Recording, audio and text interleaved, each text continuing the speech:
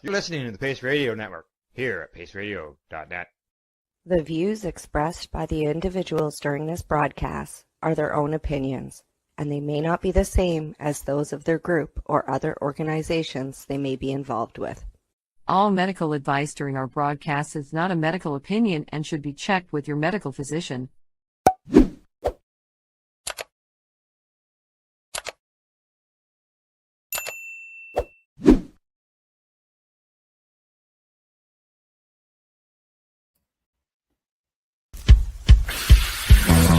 Oh yeah, baby, that's lovely.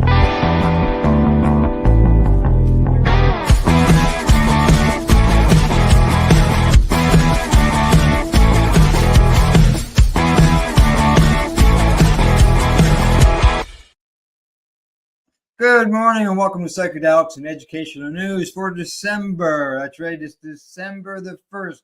We got one more month to go in 2025 before we bring in 2026.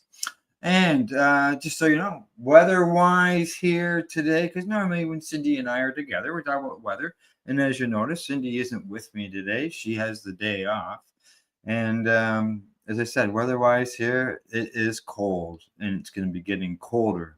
I know that the weatherman predicted let's say, a regular winter that we had in the old days. And it looks like so far he's been right so far. Let's hopefully maybe he's wrong for the rest of the year and it gets nice and warm. We'll find out. So before I get started, don't forget to hit the subscribe and like button if you're on YouTube or Facebook. That way you make sure that you get all your cannabis educational and psychedelic educational news every week.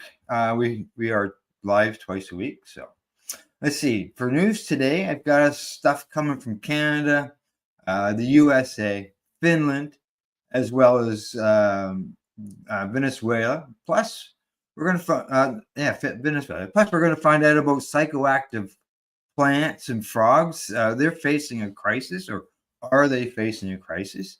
But first, we're going to get started off with a story right here in Canada, and that happens to deal with veterans. And this comes to me from StratCan. Headline says, veteran cannabis compensation cuts continue to cause confusion.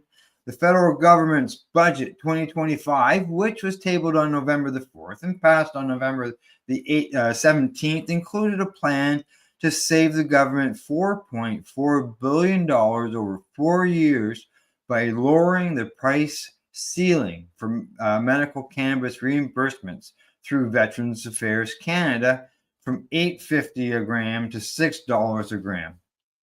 The program allows those approved for access to medical cannabis to be compensated for the price of the cannabis they buy from authorized medical cannabis producers. The price ceiling was previously up to $8.50 a gram for up to 3 grams a day. Now, the new payment plan would lower that compensation ceiling to $6 a gram. The projected savings, according to the response from the Department of Finance, are calculated using an accrual basis of accounting under rules that require any previous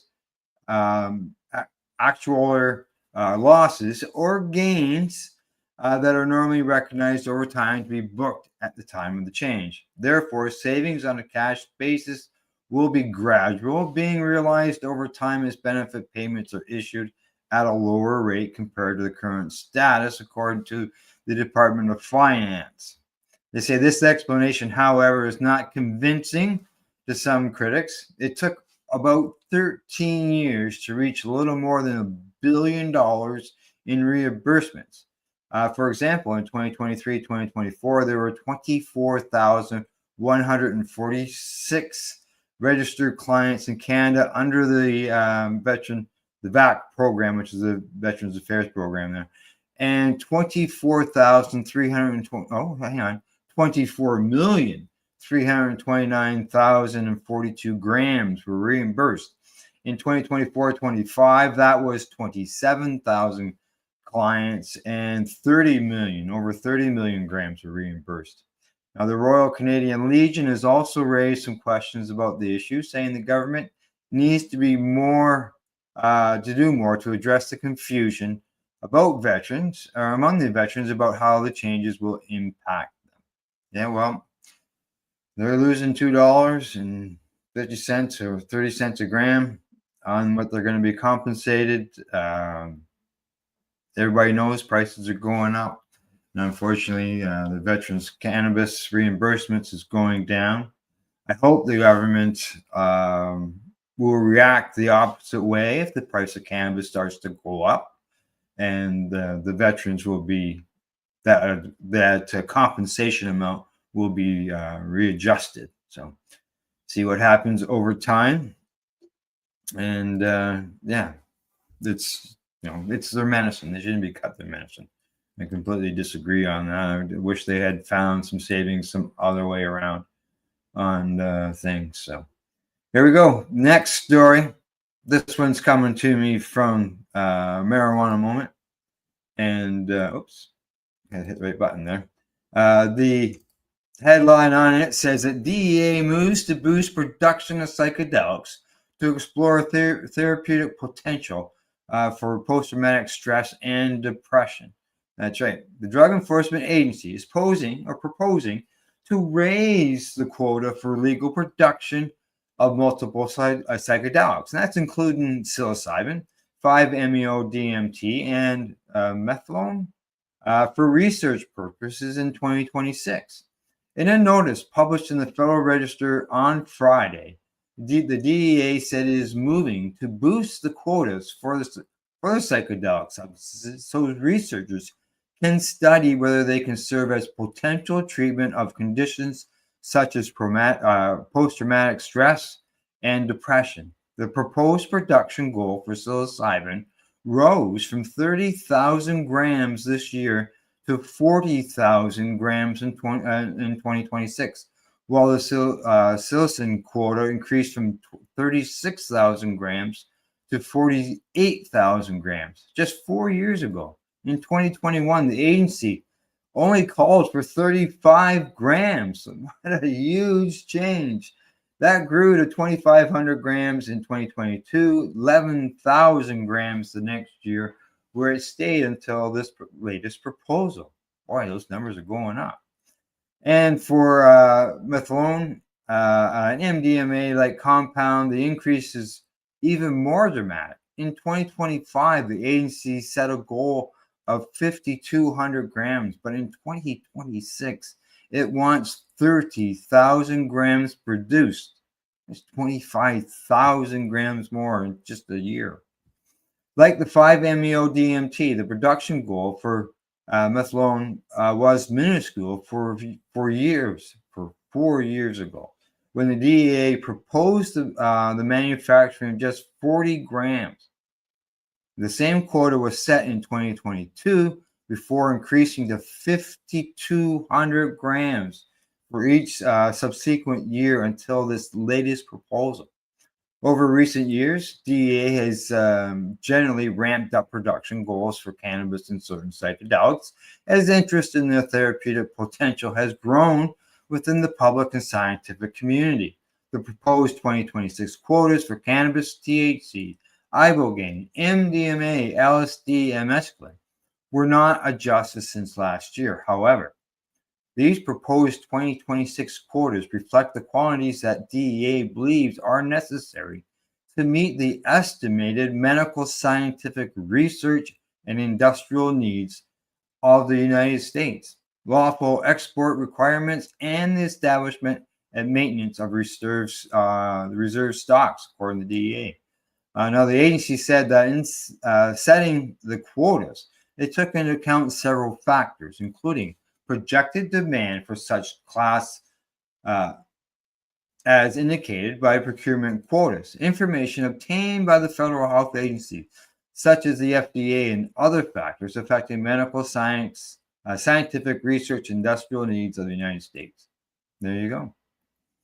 So they want to increase the substances, the psychedelic substances, which is good. If it's all, there's multiple uses that it's going for, including research and there's always seems to be more and more research all the time. We're seeing it in the news constantly, which is good things, and they're getting great results with it on top of that, which is always a fantastic thing. And people are asking for it because they're trying it on themselves, and then once they get a chance to get involved in a trial someplace, they go by the trial and show that it works. People are finding benefits. So, alrighty, time for us to move on to the next story. This one comes to me from the International Business Conference. Headline, as you can see, says lawmakers support legal cannabis sales in Finland. All right, another country legalizing. Cannabis law and industry regulatory modernization efforts are picking up momentum in Europe, with a recent example surfacing in Finland. While a group of lawmakers recently expressed support for permitting regulated cannabis sales through government-run retail outlets, members of Finland's Left Alliance Party officially approved a new party position that supports adult-use cannabis legalization, including sales through state-owned stores. The announcement came during the party's recent Congress gathering. The Left Alliance, they say, supports the legalization of cannabis use and the transfer of its sales to state-owned stores in its new target program. The party also supports allowing its small-scale cultivation. The party conference decided on the matter this past Sunday, reported Helsingin Sanomat, its local coverage there. Now, the Greens, before the Left Alliance, have included in their legal policy platform for 2024 that the party wants to legalize the use, possession, manufacture, and sale of cannabis.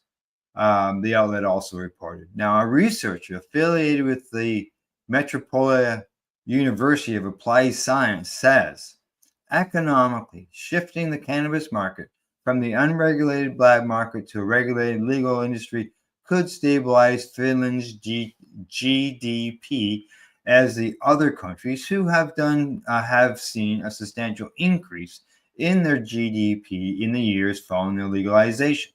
Now, they also found that the taxation model suggested and used by Canada and Uruguay demonstrates how governments can effectively regulate pricing and safe cultivating methods while keeping the legal market competitive against the illicit trade.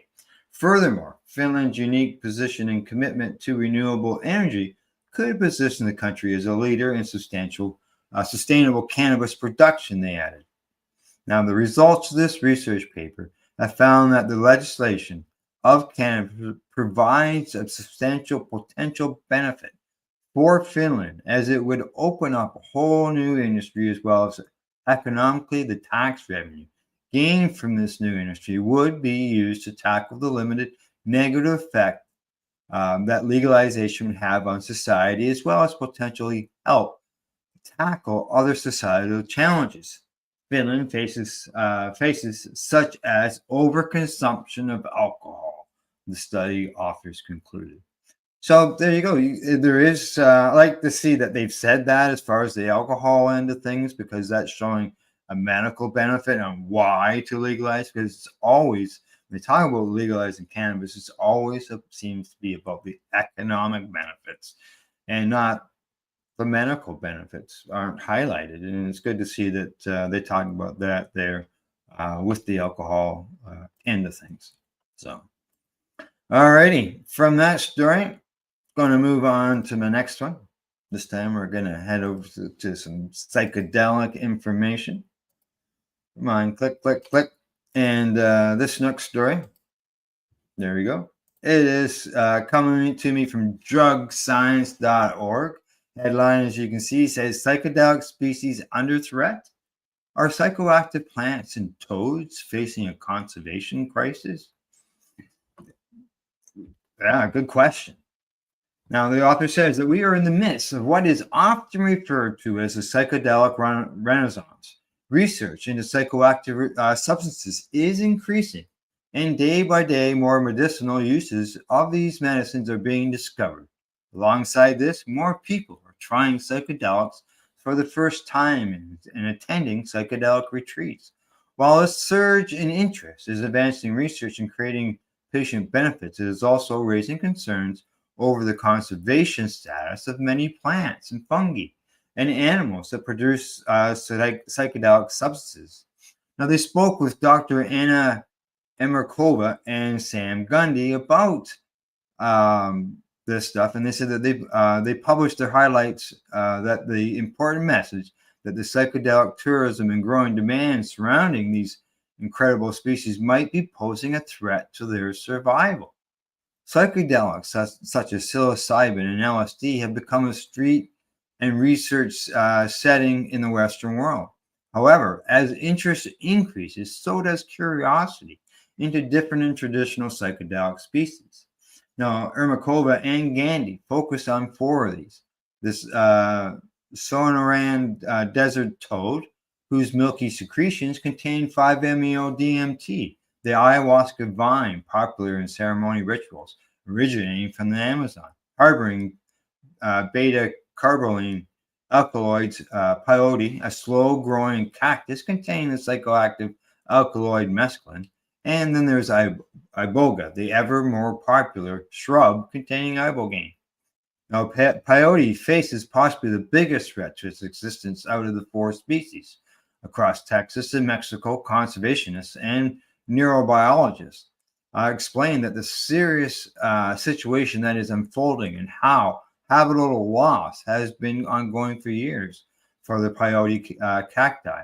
Now, they work closely with the Cactus Conservation Institute in Texas and have witnessed firsthand how new infrastructure, root plowing, and replacing native vegetation with invasive grasses, the oil industry, and the land use change are all having a huge impact on peyote survival.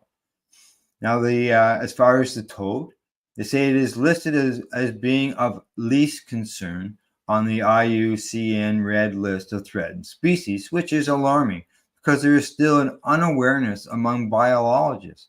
For example, on the IUCN website, it says there are no records of this species being utilized. They say that there's secretions are indeed used for psychedelic properties. Now, Ermakova explained that the earlier you raise awareness, the more likely the potential damage can be mitigated. That's right. Now, both of them, that's Ermakova and Gandhi, are keen to address the research gap that was unfolded with the feeling that there is a disconnect between the research into the medical value of these compounds and their underlying biology and ecology. Gandhi states that if we are going to conserve these species and their wild populations, we have to do that research. And we must address address this gap and be able to move forward. Now, as psychedelics go, 5-MeO-DMT is relatively easy to synthesize.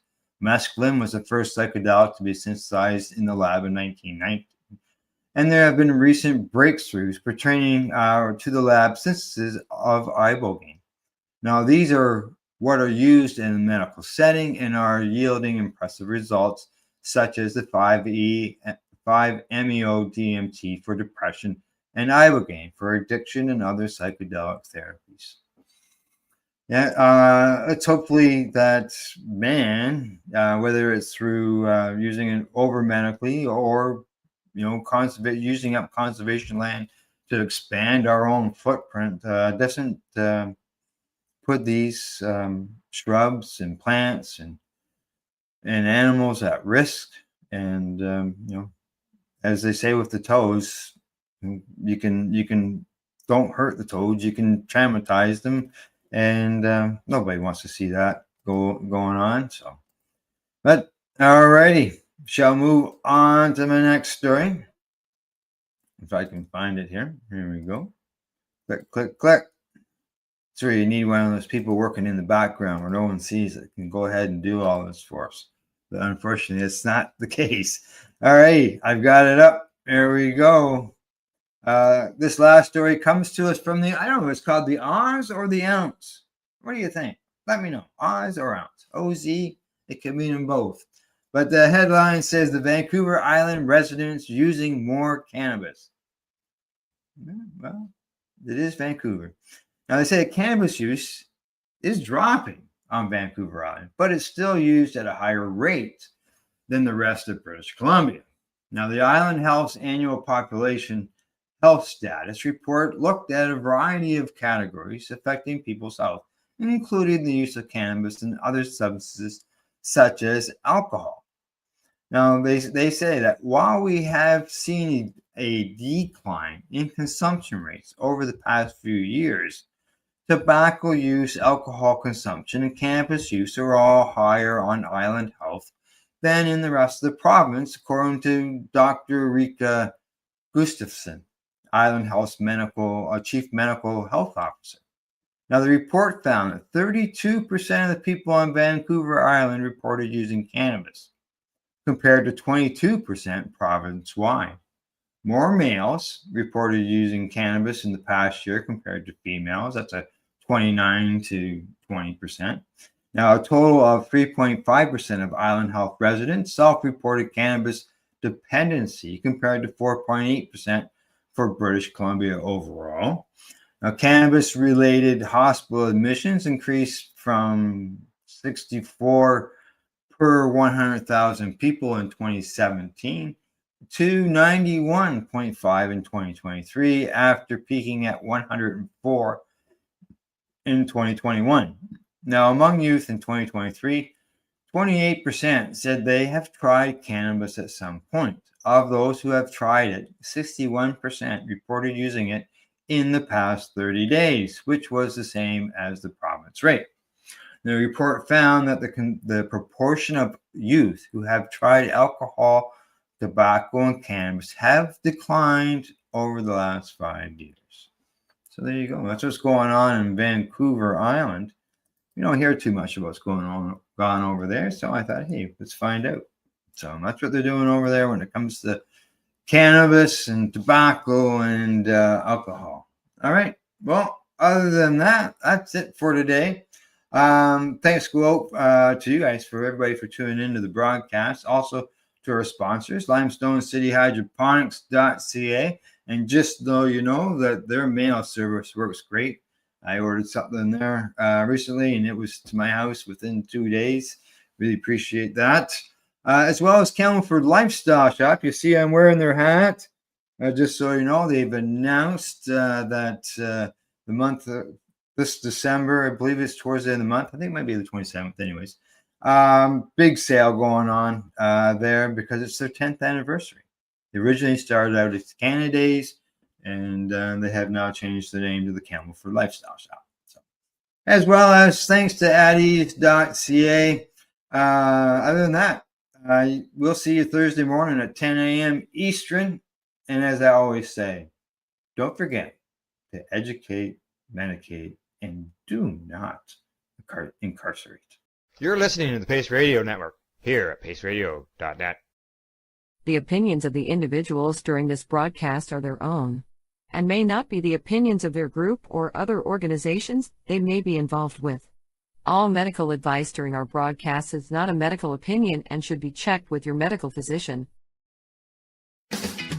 Enjoy the buzz of legalization with Campbellford Lifestyle Shop. From lights to plant nutrients, books, consumption accessories, and more, we've got all your basics to grow or consume cannabis. Visit our info center or take a look at our piercing services and body jewelry, now available in-store through Campbellford Lifestyle Shop, 17 Bridge Street West, Campbellford. Limestone City Hydroponics is Kingston, Ontario's hydroponics shop. Take your growing to the next level and create the optimal environment with a tent kit, or maximize your yield with an ebb and flow flood table kit. Either way, Limestone City Hydroponics has more sizes and options to fit your needs. Are you looking for the power of the sun that adapts to your budget? Then look no further, as they have professional grow lighting. They have indoor grow systems that are easy and cost effective, with many options to fit your living space and lifestyle. Cultivate your growing potential. We have everything you need to succeed. And if you can't make it to the store, They offer local delivery to the greater Kingston area.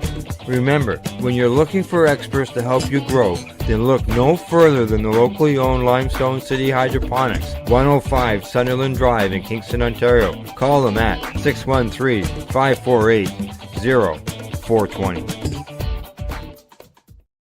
We are people advocating cannabis education here at paceradio.net.